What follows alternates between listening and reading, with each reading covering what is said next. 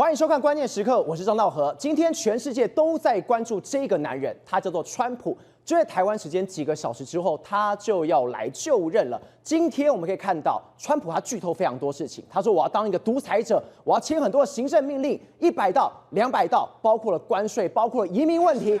现在我们要看到的事情，最夸张的事情，真的要出大事了。原因是每一把刀都劈向了中国。尤其是 TikTok 部分，川普直接讲非常明白，你要给我50%的股份，要让我美国的企业能够去买这50%。如果今天你不批准 TikTok 就会破产，变成一文不值。如果你 OK 的话，好，价值会到达1兆美元，所以我说我会批准。当然，美国拥有50%的 TikTok， 现在等于是说，他只让中国 say yes， 没有 say no 的打算吗？尤其是你之后又看到了，他说我会马上打给习近平。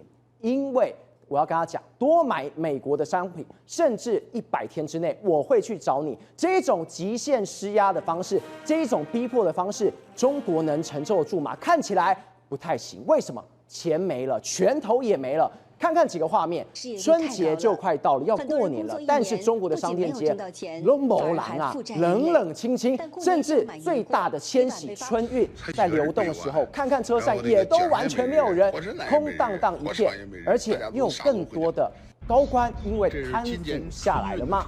好，我们现在介绍今天特别来宾，第一位财经专家黄世聪，正好，大家好；时事评论员张宇轩，大家好；资深媒体人吕国珍，大家好；资深社会记者刘玉峰，大家好；台北市议员林延凤，大家好；战略专家林廷辉，大家好。聪哥，我刚刚有提到了极限施压，对，甚至讲一句更白的，美国是趁中国病要你命啊！没错，太奇怪了。1月17号不是习近平才跟川普通电话，两个很麻吉啊！是我还没有上任之前，我就先跟你通电话，这一通电话出什么问题？对，没错。事实上，今天的川普就任之后，我觉得刀刀都砍向习近平，而且是终极施压。可是不对啊，不是说因为他们不是通了电话吗？那通了电话的时候，其实川普一直说，我跟习近平是好朋友，我们有直接沟通的管道啊。甚至他不是说我这个就任100日之后，我还要去这个中国访问，我要加强跟习近平的关系吗？照理说，他跟习近平应该是关系不错啊，你怎么会砍向他呢？可我跟他讲，最近呢出了一个大事，就事实上美国不是把这个抖音 TikTok 的抖音下架了吗？下架之后，就有川普就说，我要救他，我要救他的时候，人家就说，没有啊，他事实上要救抖音，那这个对中国很好啊。可是他用了一个杀招，他的杀招是什么呢？他就说，你要把50%的股份卖给我美国，如果你不卖的话，你的 TikTok 就是破产，一文不值。那如果你真的批准的话，它的价值就会到1兆美金，也就是说，我们美国也可以拿5000亿，你也可以拿5000亿这样一个状况。可是呢，他说什么意思呢？他意思就是说，你要抖音要活下来，只有一招，就是你要卖给我50%，而且你绝对不能够 say no。所以川普非常简单，看起来有选择，但其实没让你有选择。对，所以他等于说，我被爱你坐下，你抖好好坐下。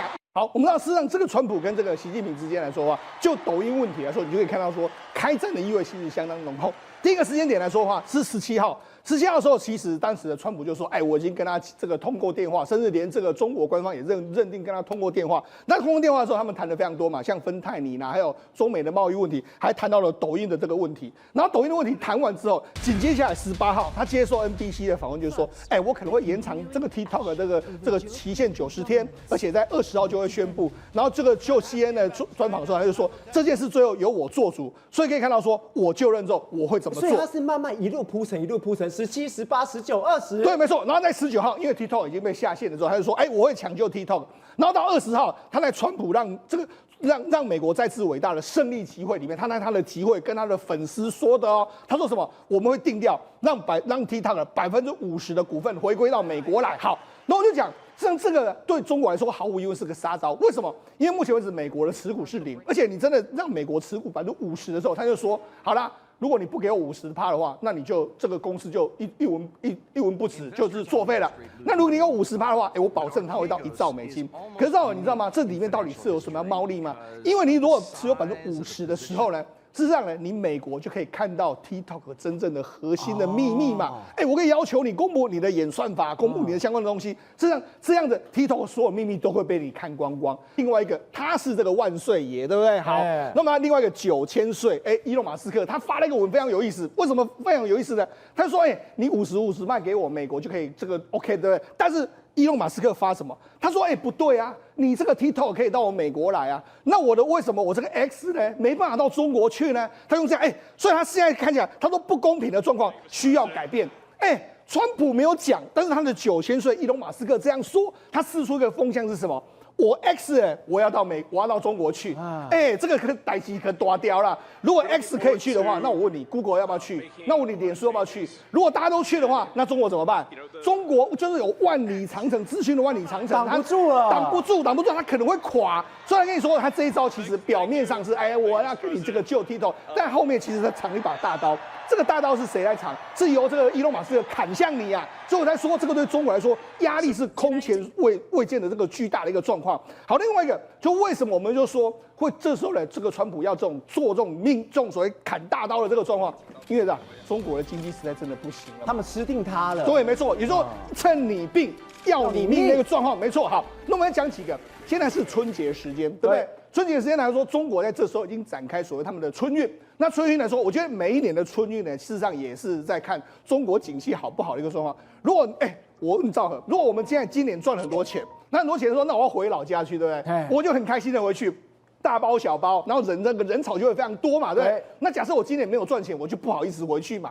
我整个钱假都不搞，我怎么去回去发压岁钱嘛，对？所以我就不回去。所以你看，如果经济好的时候，视为人山人海，春运一定是人山人海。但如果经济不好的时候，就没有人要来嘛。可是要今年中国这样，大迁徙已经开启了。那今年中国都一直说，你看这个铁路上海站的春运预计发送旅客1600万人次，创下历史新高。你看他们官方都一直说，这很好啊，对，还是新版本啊，对，还创下新高，对，没错。这哪里经济不好？对，好，那我们就讲，是让官方这样吹嘘嘛，没有问题。可是我们可以看到，我们看目前为止的整体的这个状况，你看这对比。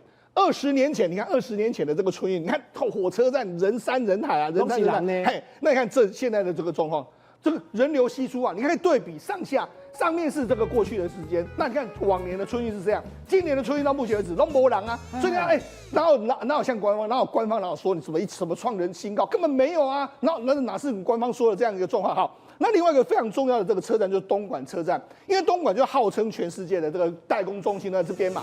照理说那个农民工现在就要回去了。你说现在这个地方是最知名的地方，空荡荡一片。对啊，现在的东莞车站比我们的台北车站都还要少啊。那这哪是春运的这个规格？所以就说这时候就是，而且人家还细数说，真的数来数去的话不到10个人。这是东莞东莞是何等重要一个代工中心。另外你看，还有人在网络上面说什么？做过去一段时间，如果假设真的是以过去的时间点，像我们台湾好了，我们现在台湾你要去买春节回去的这个很难抢，已经没有了。但是照理说中国应该更难抢，对不对？对，就没有这个很多网红就说没有啊，现在过去的这个好像一票难求，现在根本不用求，现在你随便订都可以订得到。另外还有一个男子就说，这个很多人就说网络上说，这个车票很难抢，他就说，我赶快买的话，提前回家看能不能够说不要挤车。就没他一上车之后，他就说，大家哪有说什么网络上说很难抢？这个画面太好笑，他整个笑翻。对啊，还说很难买，弄某狼。对啊，他说根本就只有我一个人啊，哪有很难买这样做？完全 VIP。对，所以我就说，整台车厢都是我的包厢，你就知道事实上这根本不是中国宣称的那个样子。好，那我们来看第二个状况。第二个状况就是你看我们最近我们台湾的这个迪化街，哇，人山人海，对，人都满出来了。那人说就为什么？因为大家春节都会采买一些东西嘛，对。但我们看中国的很多春节，你看这是中国某一个这个城市里面的这个年货大街，就年货大街里面，你看这个根本就没人嘛，摊贩比人多了。对，没错。而且那这个每一个商铺里面前面都是门可罗雀，根本没有人在那边光顾的一个状况，显见什么？显见这个买气相当差嘛，对。那另外一个大批发中心也是一样，他们这大批发这个春节礼品城你看也是一样，都没有人啊，你看。这个所有的货品啊，所有的东西都堆在门口，但是就是没有人来采买的一个状况，甚至有人还说，过去的这时候都是人山人海，所以他们都准备非常多保全，就没想现在就保全比人多，比人还多。那甚至还有一个小商家的女老板，她说了一句话，她说，大家都没有赚钱啊，她还讲一个。今年呢，挣钱比吃屎还难啊！人家讲的装有点粗，但是你知道说，事实上今年的中国的这个景气真的是相当的糟。可是呢，他们看到官方的这个说法，就觉得气炸了。那北京官方啊宣称啊，他们去年的经济成长率是多少？你知道吗？5% 啊，还要吹？对，5%。那好，那5% 来说，很多人就说，民众就说，哪5%？我根本就没有赚钱啊，对不对？刚刚很惨。对呀，从春运到去买东西都没人啊。我们看迹象最准嘛，哈。那么这网络上就有人说没有实感，只是个数字。要说经济成长10%，我也不能反驳啊。数字谁不会写？那能代表什么？对，我工资涨的还没那么多呢，哈，所以就说，事实上大家都觉得不可能。那为什么不可能呢？事实上大家都觉得非常有意思啊。你看，中国官方有非常多的这个数字，譬如说，你看全国税收，如果假设经济成长率涨的话，税收应该增加了，对，就税收减少了3.5。好，另外一个，全国的个固定投资增长比例3.3。然后中国社会的这个销售总额增长3.5%，然后这个国际收支增长3%。你可以看每一个数字，这都是所有经济数字的总和加起来，这些总和加起来，好，结果没讲没有一个数字有5%以上。如果照理说你还有下降4.7%，下降多少？那照理说你应该有一个什么10的、20这样，这个相加起来才会是5%嘛，就没有，完全没有。所以你说，你怎么所有的东西都对不上？所有东西都没有到5%，就你就说你的经济成长是5%，所以才说现在大家都觉得说那是不可能发生的一件事情嘛，哈。那么讲，事实上以目前为止来说，我们就讲，很多人都说，你看，包括说北京的这个店铺里面来说，倒一大堆都倒了嘛，非常冷清的一个局面嘛。那甚至是连这个大型机场。像不知道大兴机场，这最近不是他们准备要出国去吗？对，那出国去了，你看我们台湾连续几天呢，每天出国都是5万、6万、5万、6万，然后这个我们的各个国际机场是排队跑到哪里去？照理说你要出国去玩，他现在也没有人，那所以国内没有人，国外机场这个地方也没有人，他们都在哪里？对啊，就没挤，就待在家里面嘛，待在家里面的一个状况嘛，哈。那甚至你看北京的这个望京区，这里面这过去都是非常这个知名的这个地方，也都没有人。那甚至连这个他们的这个劳务市场这个地方，就是过去都在争一些短期工的，反正这边人很多，因为为什么？大家如果过去一段时间，事实上是这时候可能要回到老家去的一个状况，但他现在根本不回去，因为嘛没有工作，我怎么回去呢？好。那么讲为什么现在中国出了很大问题？我们讲最近发生在中国2件事情。第一件是什么？中国有非常大的这个房地产公司叫万科集团。万科集团过去呢，是中国数1数2的哦。好，所以你看，在数1数2，照理说嘛，春节过大家都过了好年嘛，就不要过这前一阵子呢。中国官方居然就逮捕了这个万科的这个总裁叫祝久胜，他就被中国的官方抓走了。为什么抓走？因为你公司营运不下去了嘛，你营运很烂啊，所以他把他抓起，而且他怀疑说你是不是有这个万科准备可能有这个未来会有财务危机，所以我先把你抓起来。你就知道，你可以试想嘛，在过年前把我们国内非常知名的房地产的老大把他抓走，你就知道这个景气已经大条啊，对，这个景气已经不对嘛，哈。那另外一个第二件事情是什么？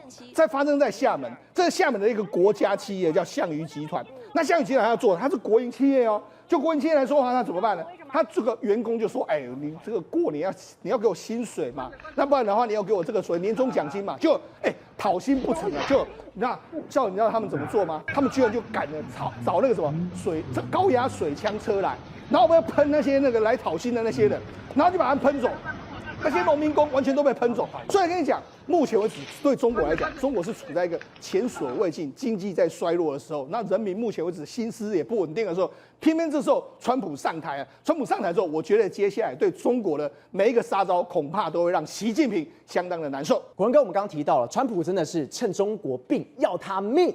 原因是什么？他们经济烂透了，从里到外都一样。同时 ，TikTok 部分我紧紧掐住你，旁边的马斯克我继续补刀，我的 X 也要加入啊！还有多少人要加入呢？完全吃定了中国，就是因为现在拿 TikTok 当人质，要的还更多吗？对，因为今年川普上任就已经出现杀招了。其实关税战只是手段，他真的要控制中国对外有投资的，而且有全球影响力的，他都想拿出来。因为他这次说要拿走50%的股权，等于 TikTok 其实不只是一半归美国，连控制权都归美国。所以早在川普上任之前，都已经在传说，包括台湾在内这些国家都已经在研究说 TikTok 变成美国公司。到底要如何管理它？要如何开放它？你要知道哦，它是在全球有21个用户、40个语言的一个全球大型的规模，所以它值1兆美元是什么概念？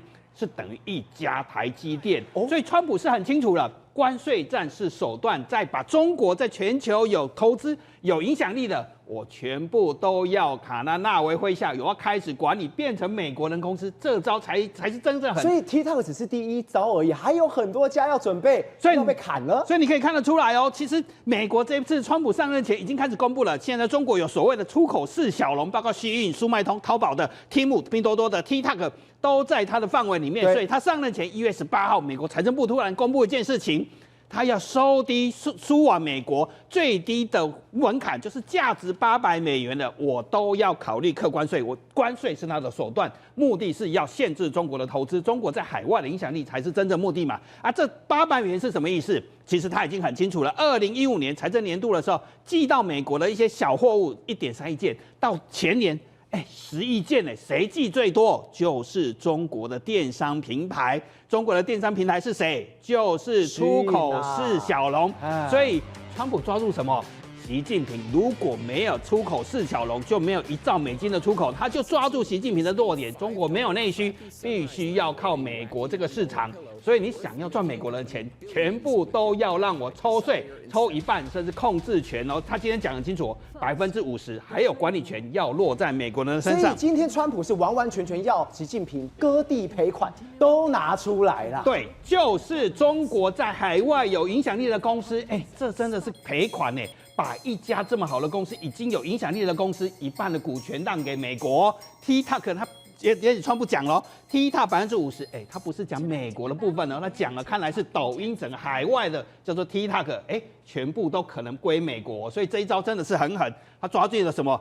就是抓住习近平，如果没有出口市场，没有美国市场，他是真的没招了，就玩完了。你看这个就可以看得出来，台湾出口，市场还是美国，我们都以为我们以前都要靠赚人民币。在2021年，你看这条线，对，我们台湾出口到中国有1000亿美金，超过我们40%出口都到中国大陆。我们曾经以为台湾没有中国不行，事实上，过了这1年之后，我们发现一件事情，中国大陆出口一直在往下掉，到现在700多亿，少300亿，降了30%，我们真的没有在赚人民币，我们赚的是美金。对美国，那时候很难想象说美国会成为我们重大出口市场，现在到648亿。如果辉达、黄仁勋继续在 NGB 200一直出货啊，很快这条线就出过，死亡交叉要来了，就交叉过去了。这证明一件事情，什么？我们最终的市场还是在美国，全世界在靠美国市场，中国大陆的市场靠不住。如果中国大陆需求没有出来的话，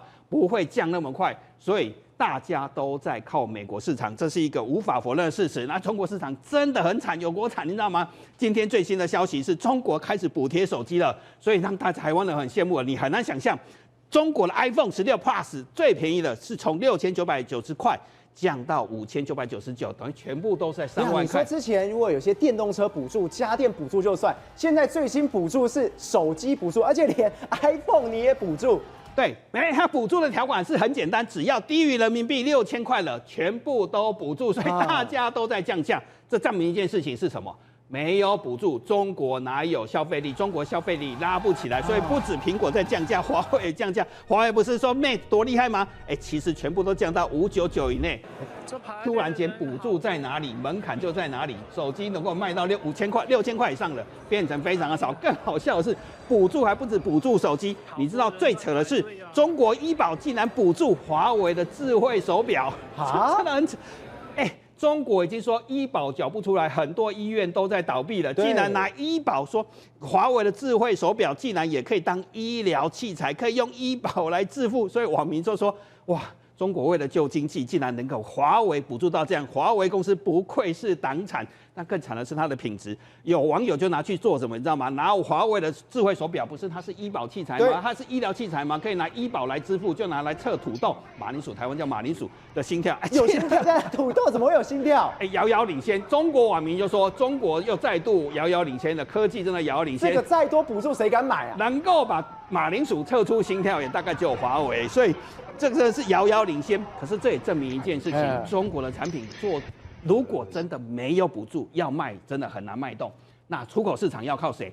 看起来还是要靠海外市场。而川普的最厉害的是，我抓住你这个弱的，没有出口，你就很难撑起中国经济。所以现在是横着要，也要抽税，而且还要把一半的股权让出来。来，廷辉，我们刚刚提到了美国出杀招，为什么要出杀招？关键是在于前几天已经打电话给习近平了，给习近平之后，我邀你来参加我的就职典礼，你找了一个人来，找这个人现在是踩到了这个所谓川普的红线吗？让他起了这个杀招的念头，直接砍下去。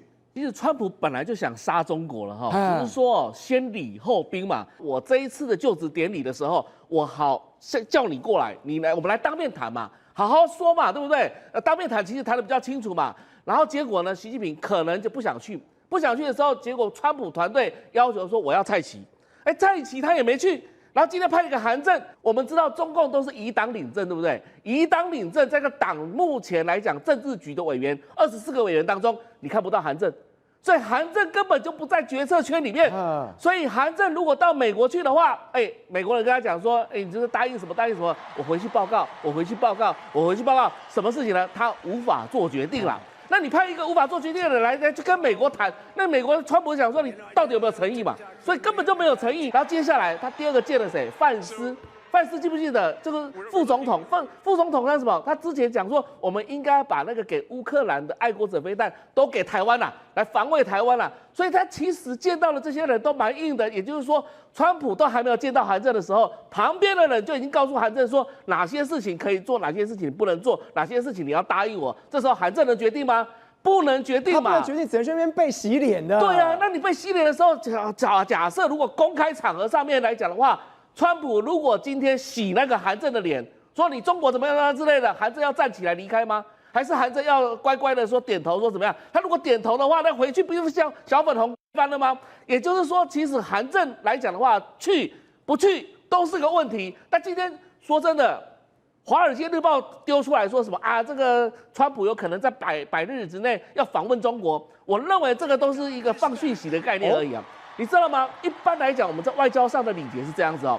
大国通常要等2等国家、3等国家你来访之后，然后邀请我再回访。没有人大国的时候的领袖或是总统直接跑到那些小国或是其他国家先做访问。然后呢，这时候成了体统，你习近平是上国吗？习近平是皇帝吗？是川普去要给你叩头吗？不是的，是我先邀请你过来之后，然后你邀请我，我再回访。所以你看要记得，2016年的时候，2016年也就是川普刚当选之后，2017年4月，习近平先到海湖庄园，就是川普告诉他说，我丢了57颗战斧飞弹到那个叙利亚的那一次事情嘛，对不对？对。结果呢，到当年的年底11月的时候。川普才去紫禁城访问，才到北京去访问，所以什么意思呢？你习近平要先过来，然后我川普才过去。所以你今天换成说，我今天邀请你来出席我的就职大典，目的就是要你来邀请我的，结果你派一个韩正过来，你到底有没有诚意啊？所以代表说什么？双方基本上在外交上已经陷入一个僵局啊。什么僵局？表面上看起来好像好来好去。中国官媒一定会写好话，但问题是什么？实际上来讲的话，外交要看那个内行，要看门道。对，我们再讲一件事情，更重要的事情，如果川普真的要到中国去访问，谁要先打前锋？谁要先去做踩线？就是国务卿卢比奥嘛。那卢比奥现在有没有解除中国对他的制裁？还没有现在只是说官网上面先把它拿掉而已，但是没有说解除对卢比奥的制裁。如果连美国的外交部长他国务卿没办法去中国去踩线的话，他怎么去安排川普到中国访问？所以这个事情来讲的话，放消息都是什么测试对方的这个概念而已，他并没有说真正的会做这样的安排。如果真的安排的话，其实情势不是这样子的。再来更重要的一件事情，如果说这个习近平还没有准备好任何的什么东西要给川普的话，那就是2串交的概念。2串交的话，我告诉你会更加惹火川普。你基本上如果没有诚意的话，我今天来讲的话，我的贸易战不是只有这样子而已哦，可能未来针对中国的所有的相关的作为，实施言语制裁，而且进行所谓的限制。好，聪哥，现在中国真的被美国玩死，被川普玩弄在股掌之中。没错，因为你没有经济，好，你没经济之外，你的拳头在哪里？国际就比拳头大。对。现在中国又有高官倒了，又贪腐了。对，没错，我们事实上要比拳头，对，比拳头来说就比武力嘛。那比武力来说，中国现在号称所谓的5代战机来说，就是歼20嘛，对，歼20是这个中国可以跟 F-35叫板的这个，包括说隐形战机啊，就没想如果照理说这个现在叫 K 的时候呢？那我的官员怎么会在这个时候这个倒台？而且尤其是这个倒台人是歼20之父，叫做杨伟的这个人。那我们讲，我就讲嘛，现在中美之间要对抗，你就没讲，你歼20之父居然是下台一个局面，所以表示你这样。目前为止，你歼20恐怕你要达成的战斗力不如你的想象。好，那我们讲这个歼20之父呢，杨伟他到底是有发明什么东西？他其实不是只有歼20哦，歼20是中国号称可以跟 F-22跟 F-35比拼的这个无人战机嘛。这个所谓隐形战机，另外一个他也这个研发了这个歼10的这个战斗机，然后还有歼10B 的这个改良型的这个战斗机，甚至还有中国跟卖给巴基斯坦，还有跟巴基斯坦合作的 FC-1的这个枭龙的这个战斗机，这个号称都是他的这个杰作啊。就照理说，这样一个战功彪炳的人，怎么会在中美准备要在冲突升高的时候，你让他去职呢？而且听说他可能涉嫌到很多贪腐的这个问题，这么多贪腐？对，好多那我们来讲，实际上我们来讲这几款战机，这款战机来说，第一个。到底为什么他会下台？第一个，他这个 JF 的17的这个战斗机的时候，其实当时的巴基斯坦呢跟中国一共买了17架左右的这个状况，就买了17架，当时是说最便宜的一个这个战斗机啊，他可能当时要跟第三世界的国家要卖给他们，不是只有这个巴基斯坦啊，还有缅甸啊，很多跟我交好国家都可以买嘛。就听说呢，这个他交付了给了这个巴基斯坦，巴基斯坦觉得太差，就把它卖给了这个缅甸，就卖给缅甸之后，就没想到因为这个技术太烂，所以目前为止呢，这个 JF17呢几乎是好像束之高阁，没办法执勤的一个状况。16架里面11架没办法执勤，对，就是很烂嘛，所以我就说它的良率可能非常差嘛。那可能因为这样的情形，大家都知道。另外一个，他们这个歼20来说，歼20他们号称说是这个所谓隐形战机嘛，但是你看，事实上连俄罗斯的他们俄罗斯都说歼20的发动机是改良不到的这个3战机。他们不是兄弟吗？会讲好话啊？为什么？因为他用的是俄罗斯的他们的这个发动机啊，他们的发动机来说的话，就是 AL31的这个发动机啊，这是俄罗斯的第4代战斗机用的，就你弄到第5代战斗机，所以俄罗斯当然一看也知道说你这个怎么有可能会是隐形的这个战斗机嘛，所以才跟你说，搞不好就是因为现在中美之间看起来的话冲突要升高的时候，习近平赫然发现啊，我们之前讲了什么歼20啦，或者我们现在已经有什么第6代战机，或许并不像他们说的这么厉害。这些呢可能是摆拍大内宣很好用，但是实战呢，我认为会打上个大问号。国成哥，现在是碰到中国都是惨吗？有惨成这样？我们今天看到了几个股价，包括了台塑，跌落，一直落下去。当然跟中国的倾销是有关系，但现在台塑问题到底是出在哪里？台塑真的被中国低价倾销给害惨了。我们常说一股传三代，抱着台塑的股票绝对不会赔钱。可是如果你去年2024年，如果你抱着台塑4宝，你会怎样吗？抱着台塑一整年，你股价变半价，甚至台塑公司如果以台塑公司竟然出现了它创立以来首度亏损，每股跌0.2元，所以你看的股价台塑化、南亚、台化全部一股存三代。如果你真的抱1年的话，对不起，你是折一半，不要说传三代了，存到最后会变股。那为什么台塑发生什么事情？是因为中国低价倾销太严重了，结果现在在过年前，台塑竟然决定要做什么事情？